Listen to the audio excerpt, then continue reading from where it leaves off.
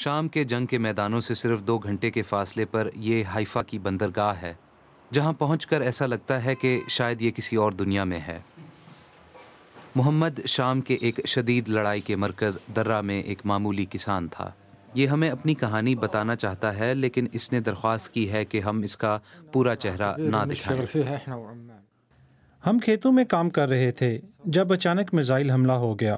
ہم زمین پر گر گئے اور پھر میں نے محسوس کیا کہ میں زخمی ہوں۔ میں نے نیچے دیکھا تو میرا جبڑا میرے پیٹ پر پڑا ہوا تھا۔ میں سمجھا کہ میں مر گیا ہوں۔ جو داخلی زخم تھا وہ چھوٹا تھا، لیکن دوسری طرف سے یہ سب کچھ پھاڑ کر نکلا۔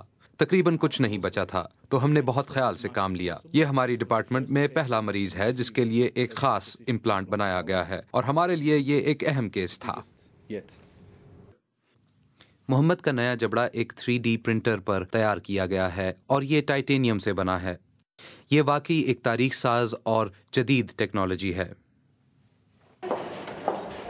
شام میں جنگ سے متاثرہ افراد کی یہاں آمد اب معمول بن گئی ہے، لیکن ہر فرد کا سفر منفرد ہے۔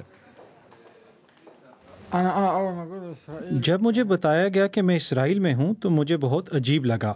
میں خوفزدہ تھا، لیکن کچھ دنوں کے بعد مجھے احساس ہوا کہ یہاں تو میرے ساتھ اپنے گھر سے بھی بہتر سلوک کیا جا رہا ہے۔ لیکن اب گھر جانے کا وقت آ گیا ہے۔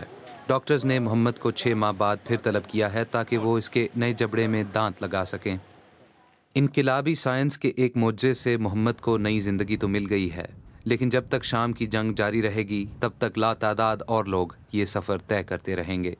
زیاد ظفر، BBC نیوز۔